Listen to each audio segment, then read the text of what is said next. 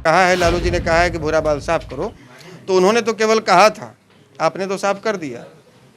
आप तो चुन चुन के हमारे समाज के प्रभावशाली लोगों की हत्याएं करवाया। 4 दर्जन लोगों का नाम तो हमारे उंगली पर है।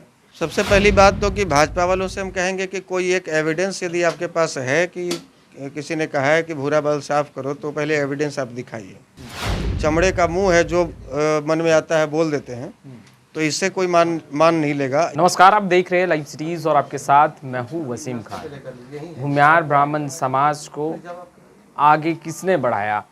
भूमियार ब्राह्मण समाज की कहीं ना कहीं जो उनके सम्मान मिलना चाहिए वो नहीं मिल पा रहा है। उन तमाम बातों को लेकर आशुतोष कुमार, राष्ट्रीय जनजन पार्टी के संरक्षक, हमारे साथ बातचीत करने के लिए है।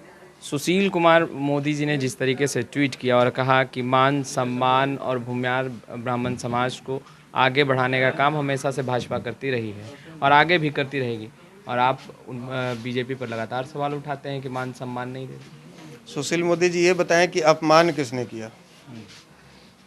सम्मान उन्होंने दिया तो अपमानित किसने किया? कैलाशपति मिश्र जी का बैनर से फोटो हटा के उस समाज का अपमान किसने किया?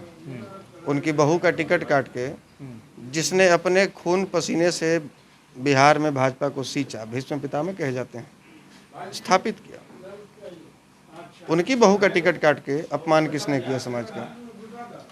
चंद्रमोहन राय जी दूसरे, कैलाशपति मिश्र जी के बाद सबसे बड़े, जिन्होंने सबसे ज़्यादा योगदान दिया भाजपा को स्थापित करने में बिहार में, उनको धीरे धीरे करके दरकिनार कर दिया गया पार्टी से। उसमें सबसे बड़ी भूमिका रही है सुशील मोदी जी की। तो ये अपमान किसने किया? जीते हुए हमारे एमएलसीओ का टिकट काट दिया जाता है, इससे तो बहुत सम्मान मिल गया। जहानाबाद, मुजफ्फरपुर, कटिहार, वैशाली जैसे सीटों पर, महाराजगंज जैसे भी हमारी जहाँ पर भागीदारी होती थी, जो परंपरागत हमारी सीटें थी, वो हमसे छीन लिया गया। इससे तो बहुत हमारा सम्मान बढ़ गया। और इन्हीं डबल इंजन की सरकार में, इसी भाजपा की सरकार में राजो सिंह, पप्पू देव, रुपेश कुमार, कृष्णा शाही, समीर सिंह जैसे लोगों की हत्या हो जाती है। इससे तो बहुत हमारा सम्मान बढ़ता है।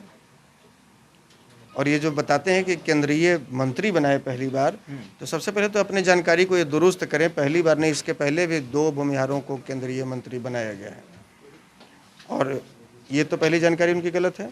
और दूसरा, जिसका ये बता रहे हैं, जिनका उदाहरण दे रहे हैं कि केंद्रीय मंत्री बनाए, तो ये केंद्रीय मंत्री जो हैं वो हमारे समाज के नेता नहीं, वो पूंजीपतियों के नेता हैं।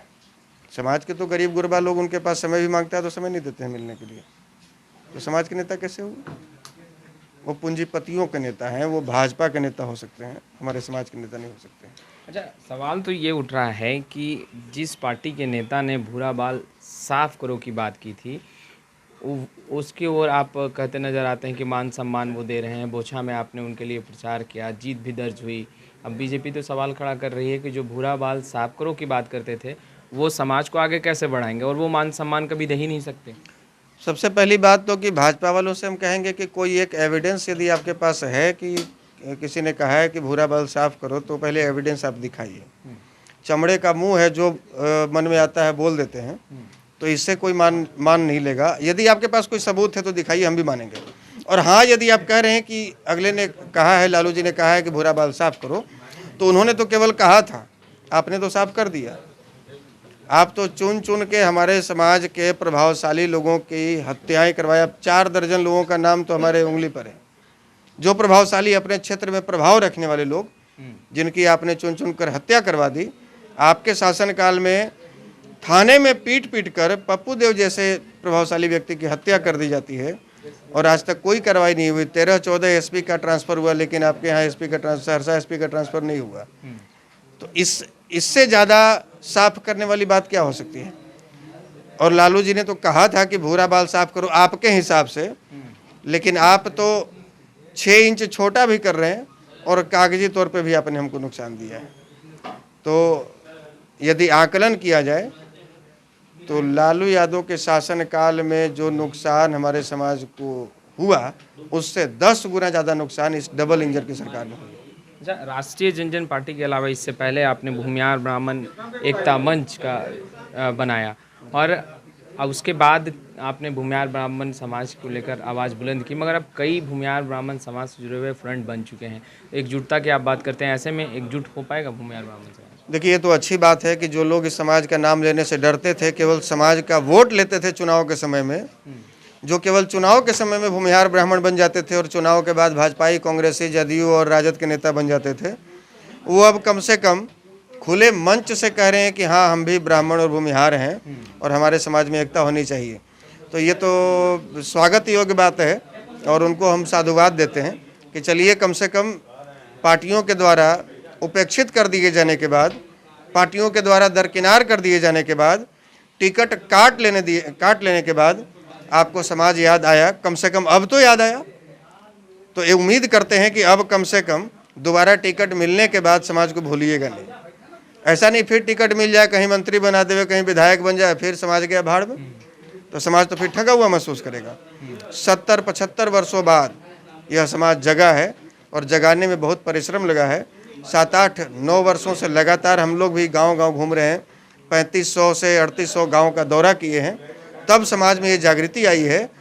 तो केवल ऊपर आप समाज में बड़ा बड़ा वादा कर देंगे, दावा कर देंगे कि हम ये कर देंगे, वो कर देंगे, और फिर चुनाव के समय कोई पार्टी ऑफर कर आइए आपको एमएलसी बना देते हैं, फिर संगठन गया भाड़ में, फिर समाज गया भाड़ में। तो ये नहीं होना चाहिए। हम स्वागत करते हैं, ये अच्छी पहल है, लेकिन समाज के साथ में धोखा बर्दाश्त नहीं होगा। यदि आप समाज की आवाज़ बन रहे हैं तो आगे भी बनते रहिए, और लगातार जब तक आपके शरीर में जान है तब तक आप समाज की बात करिए।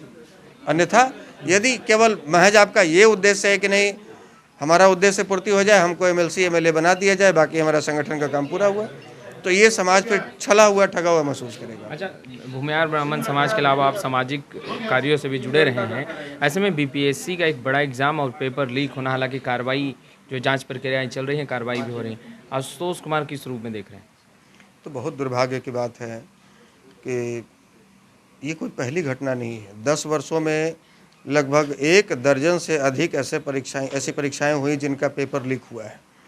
और बीपीएससी जैसा परीक्षा जहां से पास होकर लोग DSP, SDM, BDO, CO, sale tax officer जैसे पदाधिकारी बनते हैं, यदि इन तरह के परीक्षाओं में प्रश्न पत्र लीक होता है तो सारे के सारे ऑफिसर चोर, डकैत, बेईमान ही पहुंचेंगे। ये तो देश को और बिहार को बर्बाद कर देंगे। और इस तरह के परीक्षाओं में यदि आप इतना लूज व्यवस्था है आपकी, इतना फेलुअर व्यवस्था है कि पेपर लीक हो जाता है, तो आपको तो शर्म से डूब मरना चाहिए। आपको स्वतः ही बिहार वासियों से माफ़ी मांगते हुए इस्तीफा दे देनी चाहिए कि अब हमसे बिहार नहीं संभल रहा है, अब बिहार में कोई दूसरा है और बिहार को संभाले। बिहार 17 वर्षों की डबल इंजन की सरकार में इन्होंने बिहार के युवाओं को रोजगार नहीं दिया, उनके हाथों में रोटी नहीं थमाई, बेरोजगारी का ठप्पा उनके माथे पर लगाकर गुजरात, दिल्ली, सूरत, पंजाब भेज दिए कमाने के लिए, और बिहार को बेरोजगार की फैक्ट्री बना दिए।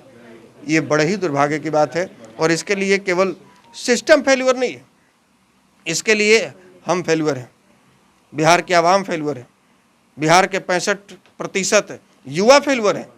इनको आवाज़ उठाना चाहिए। और 65% युवा बिहार का जिस दिन जाग गया, जैसे आंधियों में सूखी पत्तियां उड़िया जाती हैं, वैसे भी बिहार सरकार को उड़िया कर यहाँ से बिहार से बाहर फेंक देगा, तड़ी पार कर देगा। बिहार की आवाम को सोचना पड़ेगा, बिहार के युवाओं को जागना पड़ेगा, नहीं तो ये ऐसे ही चलता रहेगा। और फिर इस पर जांच के नाम पर मिट्टी डाल दिया जाएगा। 2 महीना, 10 दिन, 20 दिन तक ये मुद्दा ट्रेंड में रहेगा।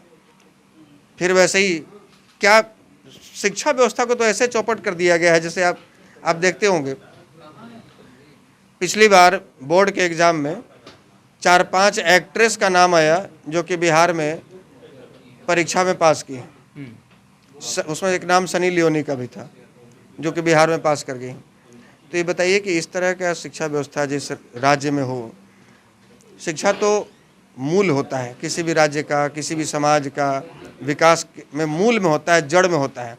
आप उस जड़ को खोखला कर दिए हैं, आप उस जड़ को काटने में लगे हुए हैं। तो बिहार रूपी वृक्ष कभी हरा भरा नहीं हो सकता है, कभी फलदार नहीं हो सकता है। इसमें सुधार करने की आवश्यकता है और व्यापक सुधार की आवश्यकता है। तो आपने सुना आशुतोष कुमार को साफ तौर पर कहते नजर आ रहे हैं कि बिहार सरकार पूरी तरीके से विफल है। खैर लाइव सिटीज़ के साथ बने रहें। आपका बहुत बहुत शुक्रिया।